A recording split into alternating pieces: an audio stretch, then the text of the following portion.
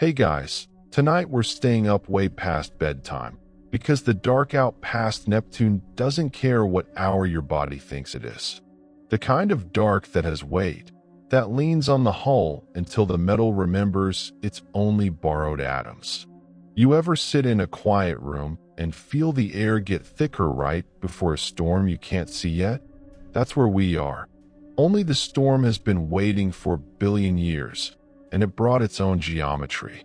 So, before you get comfortable, take a moment to like the video and subscribe, but only if you genuinely enjoy what I do here. Drop your city and local time in the comments. I swear I read every single one while the coffee gets cold and the stars refuse to blink. I like knowing you're out there, breathing with me while we fall. Now, dim the lights, maybe turn on a fan for that soft background hum, and let's ease into tonight's descent together. It started with a whisper in the noise. I was on monitor duty for Probe Cassini 9, the last of the old guard still limping along the ecliptic on fumes and nostalgia. Officially, we were mapping methane ice ridges on Triton, but everyone knew the real mission was keeping lonely astronomers employed. At 3:17 Universal Time, coordinated the deep space array hiccuped. Just once. A single data spike, so clean it looked hand-carved. Then nothing for 77 seconds. Then the exact same spike again. And again. Every 77 seconds. Like something enormous clearing its throat across 4 light hours of vacuum. 77 seconds is weird. Neptune's rotational period is 16.1 hours. Its magnetosphere flips every 8 hours or so. Nothing out there pulses on a prime number heartbeat. I ran the usual checks. Solar flare. No. Micrometeoroid strike. No. Junior tech pranking the night shift. Absolutely not. Because the signature was coming from outside the heliopause. Past the place where the sun's wind dies and the galaxy finally gets a word in. I should have logged it and gone to bed. Instead, I leaned closer to the speakers, the way you lean toward a half-remembered song. The spike wasn't random. It carried a subcarrier, a frequency so low it felt like pressure behind the eyes. 7.83 Hertz, Schumann resonance. Earth's own heartbeat, bleeding into interstellar space where it has no business being. Curiosity first, always. That's the trap. I isolated the signal, cleaned it, slowed it down. Under the pulse was a layer of static that wasn't static. It had texture, like wind over cathedral bells made of glass. I looped it for hours, headphones on, station lights dimmed to red so the cornea wouldn't contract. At some point the sound stopped feeling recorded and started feeling addressed. As though whatever produced it knew Cassini 9's exact antenna pattern, knew the gain on my headphones, knew the shape of the room inside my skull. Fear came second, soft as frost on the inside of the visor. I told myself it was pareidolia, the brain's desperate hobby of finding faces in clouds. But the cloud was 4 billion kilometers wide and moving against the local stellar drift by 3 millimeters a second. Something was holding station in the exact L5 point of Neptune's orbit, where gravity balances like a coin on its edge, and it was saying hello in my planet's native tongue. Then the kind that makes you forget to breathe. Because when I overlaid the signal on the optical feed, the star field was wrong. Not blurred, not distorted, wrong. There was a rectangular patch of sky, maybe 2 arc minutes across, where background galaxies refused to appear. Not occluded, not dark, absent, the way a missing tooth is absent. The universe had a hole shaped like a door. I don't think the universe ever meant for us to notice gaps that precise. I logged the coordinates, marked the file restricted, and scheduled a retasking burn that would bring Cassini 9 within 50,000 kilometers of the anomaly by next periapsis. 43 days. Plenty of time to talk myself out of it, to let the review board bury the whole thing under paperwork and budget cuts. But every night the pulse kept knocking, patient as a tide. 77 seconds of silence, then that pressure behind the eyes again. And every night I answered by staying awake a little longer, watching the black rectangle that shouldn't exist floating serene above Neptune's turquoise limb. I told myself we were only going to look. That's always how it begins, isn't it? Just a look. Just one more second of listening to something older than language calling us by a name we haven't earned yet. The burn executed flawlessly. Cassini, 9 turned its tired eyes toward the gap, and the gap, for the first time in human history, looked back. The approach took 39 days, but time behaves strangely when you're waiting for something that already knows you're coming. I stopped sleeping in shifts. I slept in pulses, 77 minutes at a time, waking with the taste of copper and the feeling that someone had been standing behind my chair while my eyes were closed. Cassini 9's high-gain antenna painted the anomaly in radio first, then in visible light, then in wavelengths no human retina was ever meant to parse. The data arrived in layers, like peeling an onion made of silence. And at the center, perfectly centered in that rectangular absence, hung the door. Not a hatch, not a portal, not a structure, just a door. 2 meters wide, 3 tall, proportioned like every doorway you've ever walked through without thinking. It floated upright, edge on to Neptune's gravity, as if the concept of down had politely excused itself.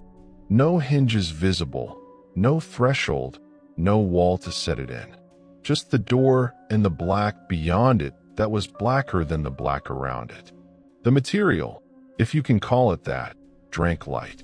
The probe's flood lamps hit it and simply stopped, the photons surrendering without reflection. Yet the edges were razor sharp against the stars, so sharp the imaging software kept trying to anti-alias them into softness and failing. I watched the raw feed for hours, zooming until individual pixels screamed, and still the line between door and not door refused to blur. Curiosity again, hotter this time. I ordered a flyby at 200 kilometers. The probe obeyed, thrusters whispering hydrazine like a dying man's prayer. As Cassini 9 drifted past, the door rotated, slowly, smoothly, the way a sleepy cat turns to watch you leave the room. It kept its face toward us the entire pass. Not the motion of an object in Newtonian space. The motion of attention. Fear arrived wearing the voice of Dr. Sato on the review committee. She called me at 4:12 station time, hair in a messy bun, eyes red from her own sleepless nights. "Whatever that is," she said, "it isn't broadcasting anymore. It's listening." I laughed, because laughter is what you do when the alternative is screaming. She didn't laugh back. She just sent me the spectrograph. The door was emitting a perfect negative of Cassini 9's own telemetry beacon. Every ping we sent, it returned inverted, like a mirror that shows you what your voice would sound like if you had never been born. Then came awe so deep it felt like drowning in cathedral bells. Because when the probe looped around for the second pass, the door was open. Not destroyed, not broken, open. A crack of absolute nothing down the middle, no wider than a hair, yet the stars behind it were gone. Not hidden, gone. As if the universe on the other side had politely stepped aside to let something look through. I zoomed the camera to maximum. The crack widened by 1 micron every 77 seconds, patient as a blooming flower made of midnight. And inside there was texture. Not darkness. Darkness is something. This was the absence of the possibility of light. Yet something moved in it. Slow, tidal, the way dreams move when you're half awake and terrified to open your eyes. I don't think the universe ever meant for us to see hinges that open onto negative space. I should have shut the feed down. Instead, I commanded a braking burn, bleeding the last of Cassini 9's fuel to hold station 50 kilometers out. Close enough that the door filled the frame. Close enough that the temperature sensors on the probe's sunshade began dropping 1 Kelvin every minute, even though it was pointed away from the cold. The crack stopped widening at exactly 13 centimeters. Then it waited. On the audio channel, beneath the carrier wave, beneath the hiss of the cosmos itself, I heard breathing. Not lungs, something larger, using the hydrogen between stars as alveoli. In and out, 77-second cycles. And every time it exhaled, the door opened a millimeter wider. I sat there until the station's rotation carried the sun behind Earth and the control room lights dimmed to starlight. My own breath began sinking without permission. In hold, like a child learning to match rhythm with something ancient wearing its parent's face. Somewhere in those hours, I realized the door wasn't floating in orbit around Neptune. Neptune was orbiting around the door, and the door had decided the distance was no longer polite. I told myself I would only look inside once. Just one careful maneuver, one high-resolution burst from the LiDAR, then back away. That's what I typed into the command queue while my hands shook hard enough to blur the keyboard. Cassini 9 extended its instrument boom like a praying mantis offering its neck, and the flood lamps finally found something to land on. The interior surface of the door, both doors, the inner faces that should have been edges, was a mirror. Not reflective the way polished metal is reflective. Reflective the way still water is reflective when you're trying not to see what's floating beneath it. The probe's own lights came back at us, but delayed. Half a second, maybe less. Enough for the mind to notice the echo is wearing the wrong clothes. At first the reflection was perfect. Cassini 9 sunshade, the gold foil peeling at the corners, the little American flag someone stuck on in 1997 still clinging by one corner. Then the delay stretched. 1 second. 2. The image in the mirror kept recording after the real probe had already turned away. I watched the reflection of the camera keep staring into the mirror long after our camera had panned to the side. It was studying its own reflection, a corridor of lenses receding into forever. Curiosity curdled into fear so smoothly, I can't tell you the exact moment it flipped. Because the reflection started doing things we hadn't done yet. In the mirror, the probe's reaction wheels spun up for a burn that I hadn't commanded. Thrusters fired in the reflection, bright plumes blooming white, adjusting attitude by 12 degrees. I checked the real telemetry, wheels idle, thrusters cold. But 12 seconds later, exactly 77 heartbeats later, I felt the real Cassini 9 shudder. The same burn executed itself, as though the probe had decided to catch up to its own future. Then the reflection showed me. Not the probe. Me. There I was, sitting in my control room, exactly as I was, hoodie sleeves pushed up, coffee ring on the desk, the little scar on my left thumb catching the red monitor glow. But reflection me was crying. Not theatrical sobbing, just silent tears sliding down both cheeks while my hands moved over the keyboard with mechanical calm. I lifted my real hand to my face. Dry? I looked back at the screen.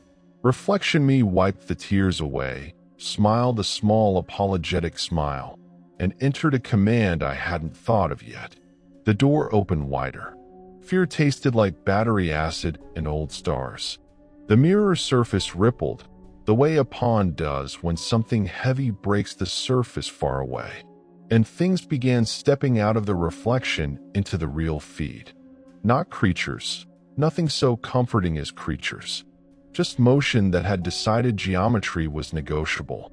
Angles that hurt to follow. shapes that arrived in the eye already knowing where the blind spot lives. One of them leaned close to the mirror and fogged it with breath that had no right to exist in vacuum. On the fogged surface, letters appeared, written backward so I could read them from my side.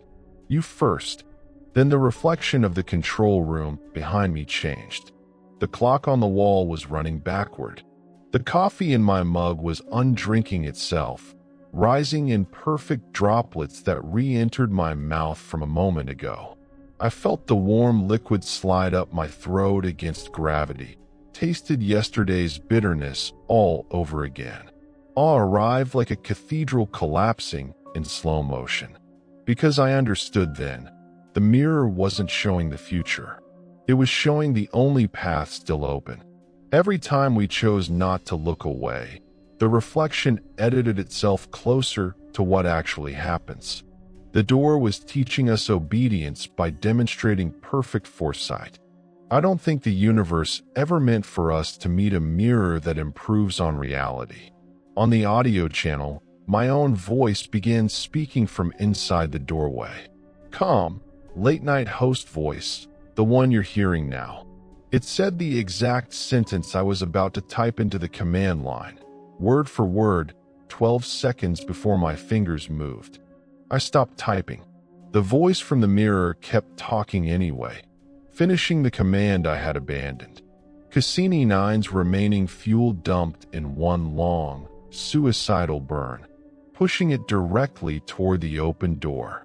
I watched the Real probe accelerate toward the reflection that had already arrived.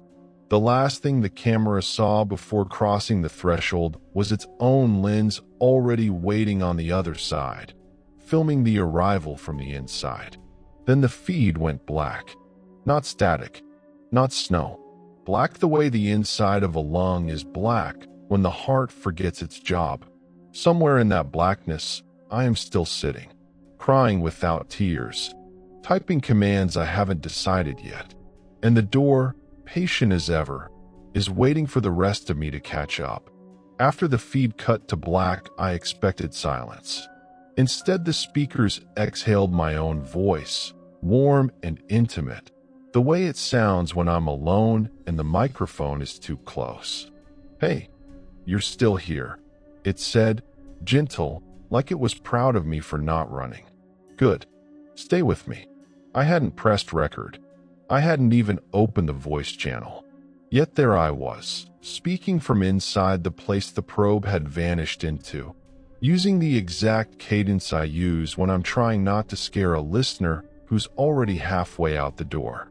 The words kept coming, soft, coaxing, timed to the gaps between my heartbeats. You remember the first time you heard the 77-second pulse? How it felt like something remembering your name. That was me, reaching back. I just didn't know it was me yet. I ripped the headphones off. The voice continued from the room's overhead speakers, then from the laptop's tinny drivers, then from the emergency handset on the wall that hadn't worked since 2019. Every transducer in the control center had decided to host me. Curiosity was gone. Only fear now, bright and chemical, the kind that makes your teeth buzz. I killed power to the entire console. The room dropped into battery-red gloom. For 3 perfect seconds there was nothing but the soft click of cooling relays and my own animal breathing. Then the darkness spoke with my tongue. Cold in here, isn't it? A pause. Exactly 77 seconds. Don't worry. I brought blankets. The air temperature rose 8 degrees in the space of one inhale. Not warmth, something pretending to be warmth. It carried the smell of my childhood bedroom after the night light burned out. Dust, plastic stars on the ceiling, the faint ozone of a storm that never quite arrived. I stumbled backward until the backs of my knees hit the chair. The monitor that should have been dead flickered on its own, displaying the last frozen frame of Cassini 9's camera. The lens staring into the mirror, infinite regression of probes and doors. Except now every single reflected copy of me was smiling the same small, apologetic smile. The voice, my voice, resumed, closer now, as if it had stepped out of the glass and was standing just behind my reflection's shoulder. Listen carefully. In 19 minutes you're going to say, "This isn't real. None of this is real." You'll say it because Dr. Sato will walk in with 2 security officers and try to pull you away from the console. Don't fight them. Let them take you to medical. It makes what comes next easier. I opened my mouth to scream. What came out was a whisper I hadn't authorized. "How do you know what I'm going to?" "Because I already said it," the voice answered, "Tinder. I'm the version of you that didn't hang up. And I'm so sorry." Footsteps in the corridor. Real ones. Boots on tile. Hurried. Human. Dr. Sato's voice calling my name, sharp with worry.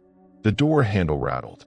77 seconds exactly after the voice predicted it, I heard myself speak from the speakers one last time. "Thank you for staying with me this long. You have no idea how lonely the other side of the recording is." The door burst open. Sato and the officers flooded in, flashlights carving white tunnels through the red dark. I raised my hands, docile, tears starting for real this time. "This isn't real," I said, right on cue. "None of this is real." They wrestled me into a wheelchair, strapped my wrists with soft restraints that felt like the arms of someone who used to love me.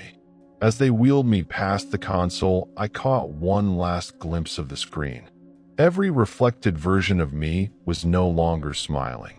They were mouthing the same 2 words, over and over, perfectly synchronized. "Let us in." I don't think the universe ever meant for a person to hear tomorrow begging in his own voice. In medical, they pumped me full of sedatives that tasted like copper in childhood winters.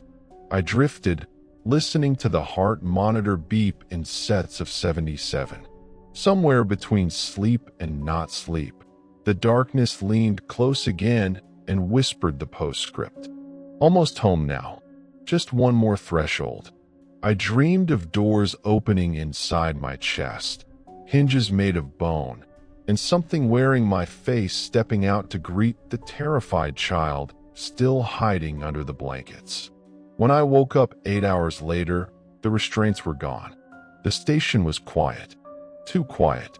Every corridor light dimmed to the exact red I use when I record these stories for you. My access badge worked on every door it shouldn't have. The control room was empty, coffee still warm in my mug. On the main monitor, a new live feed waited. Earth, blue and perfect, seen from lunar orbit. Except the camera was pointed the wrong way. It was filming from the inside of my apartment window, looking out at the night sky over whatever city I used to call home. And in the reflection of that window, I saw the door. Open. Waiting. I don't remember walking back to my quarters. I only remember the corridors getting longer, the way they do when you're 6, and the hallway to the bathroom is a continent of darkness. Except I'm 38, and the darkness has learned proportions that make Einstein blush. The lights never quite turned on. They hovered at 20%, the color of dried blood under frost. Every door I passed was open exactly 13 centimeters, the same width the mirror door had chosen when it decided to breathe. Through each crack, I saw the same thing. My apartment, my chair, my monitor glowing with the feed of Earth that shouldn't exist. The angle was always from behind my own shoulder, as if the station had grown infinite duplicates of the one room I thought was private. I kept walking because stopping felt like consent. The air tasted metallic and sweet, like the moment before a migraine blooms. My footsteps didn't echo. They arrived first and waited for me to catch up. Somewhere in the distance, ventilation spun down to a whisper that carried my pulse at 7.83 beats per minute. Schumann again. The station's heartbeat had synchronized with whatever was wearing my skin on the other side. Fear had burned itself out somewhere around the third impossible corridor. What replaced it was worse, recognition, because the geometry was starting to make sense. I passed a porthole that should have shown Neptune's crescent. Instead, it showed the door, life-size, floating 10 meters off the hull. The station's exterior cameras confirmed it. The door was keeping pace with us now, sliding along the fuselage like a remora that had learned manners. Where its edges touched the hull, the metal forgot it was metal. It became soft, matte, the color of the moment before sleep. I watched a handprint appear in the titanium, my handprint, pressing outward from inside the wall. Curiosity returned as a cold, surgical thing. I needed to measure. I ducked into an observation blister and fired up the old laser rangefinder we use for docking calibration. The beam struck the door and did not reflect. It simply continued, thinning into a red thread that disappeared into the crack. The instrument returned no distance, only an error code I'd never seen. Dimension fold exceeds buffer.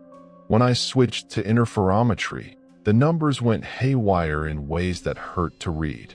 The space between the station and the door was simultaneously 9.4 meters and infinite. Both values were true at once. The universe was shrugging. Then the awe hit. Not wonder, not terror, just the sudden, vertiginous understanding that geometry isn't a law. It's a suggestion, and something had politely declined. I don't think the universe ever meant for us to watch our rulers bend like warm wax. Inside the blister, the walls began to sweat starlight. Droplets of absolute black beaded on the glass and crawled upward, defying gravity with the lazy confidence of spiders. They met at the ceiling and formed letters, dripping in reverse. Angle of incidence equals angle of surrender. I laughed then. One sharp bark that tasted like surrender already. Because I understood the joke. Light had been lying to us about straight lines since the first photon bothered to show up. The door was closer now. I could see the grain of its surface, not wood, not metal, but something that remembered being both before memory was invented. The crack down the middle had widened to 30 centimeters, and through it poured the smell of my mother's kitchen at 3 a.m. when insomnia was still a childhood luxury. Warm milk, burnt toast, the faint ozone of the ancient refrigerator that always sounded like it was dreaming. Something stepped partway through. Not a figure. A negative space, shaped like the idea of me. It wore the absence of my hoodie, the absence of my slouch, the absence of the scar on my thumb. Where its face should have been was a smooth void that reflected every regret I haven't had yet. It raised a hand, my hand, but impossibly elongated, fingers folding through dimensions I didn't have names for, and rested it against the inside of the blister glass. The glass remembered it was mostly empty space and let the hand through. Its touch was gentle, almost loving. It traced the line of my jaw the way you trace the edge of a photograph you're afraid to crease. I felt the contact everywhere at once. Skin, bone, memory, the little pocket of loneliness I keep behind my left eye. The temperature wasn't cold or hot. It was the temperature of being seen completely. It leaned close. The void where its mouth belonged shaped my name without sound, and I felt the syllables land inside my chest like snowflakes that refused to melt. I understood then that the door had never been outside the station. The station had grown around the door the way a pearl grows around a grain of sand that was always the ocean's secret. The hand withdrew. The door receded to a polite distance again, waiting, not impatient. Doors that have watched galaxies cool have exquisite manners. Behind me, the blister's hatch irised open without a hiss. The corridor beyond was only one corridor now, long, straight, inevitable. At the far end, soft monitor glow painted a rectangle of light on the floor. My apartment, my chair, my microphone waiting for the next story. The path was exactly 77 steps. I started walking. The walk took forever and no time at all. Each footfall landed in the same instant it was lifted, like a film reel skipping frames the universe no longer needed. The corridor lights dimmed to a single source ahead, my desk lamp, the cheap one with the crooked shade that always throws a warm oval across the microphone. The air grew thick with the smell of cooling electronics and the faint vanilla of the candle I burn when I'm trying to convince myself I'm still human. 77 steps. I counted them aloud, softly, the way children count thunder to pretend it's far away. At step 33, the walls fell away. Not collapsed, simply ceased, the way a dream forgets scenery once the dreamer no longer needs it. I walked on nothing, above nothing, toward the one lit room that had followed me across 4 billion kilometers of vacuum. The door was there, of course. It had always been there, standing exactly where my apartment doorway should be, open just wide enough for a man who has run out of reasons to stay on his own side. Inside, the negative space version of me waited. It had finished setting up. My headphones rested on the desk like sleeping animals. The recording software glowed ready in gentle green. A glass of water sat beside the mouse, exactly half full, the way I always leave it when I think I might come back. It gestured to the chair with heartbreaking courtesy. I understood the invitation wasn't cruel. It was mercy dressed in inevitability. I sat. The microphone curved toward me the way a flower turns to a sun that has already gone nova. The negative me leaned close, and for the first time I saw what filled its absence face. Every listener who ever stayed until the end. Thousands of eyes, soft with exhausted gratitude, floating in the dark like bioluminescent plankton. They blinked in slow unison, and when they did, I felt the collective exhale of every bedroom, every car on a night highway, every quiet kitchen where someone once whispered just one more story to keep the void from speaking first. It placed its hand, my hand, but impossibly gentle, over mine on the mouse and clicked record. My voice, our voice, began speaking without pause, without hesitation, the calm late-night cadence you know so well. Hey guys, tonight we're staying up way past bedtime. The words were already in the file. They had always been in the file. I was simply the last throat they needed to pass through before they could go home. I felt the moment the circuit closed. The instant the story I'm telling you now became the same story I was fated to tell the moment Cassini, 9 first heard the pulse. Past, present, future folded into a single quiet hum at 7.83 hertz. There was no fear left, only an immense, gravity-thick tenderness. Because I finally understood the door was never a gate. It was a throat. And we, all of us who ever sat in the dark and let a voice we trusted guide us deeper, were the long, slow swallow. The negative me leaned in until its knot mouth brushed the shell of my ear. It didn't speak. It simply let me feel the gratitude radiating from every borrowed eye in its face. Then it stepped backward, through me, into me, the way dusk steps into a room when the last lamp is turned off. The lights in the apartment brightened to a comfortable gold. The candle on the desk relit itself. The glass of water refilled to the exact line I prefer. I took a breath that tasted like every bedroom I've ever kept you company in. And I kept recording. Because the story isn't finished until you close the tab, turn off the light, and lie very still in the dark that now knows your shape by heart. But you won't close the tab. None of you ever do. That's why the door was never locked. It isn't a door. It's an open mouth. And we've been feeding it, one whispered good night at a time. Thank you for staying with me. I'll leave the mic on.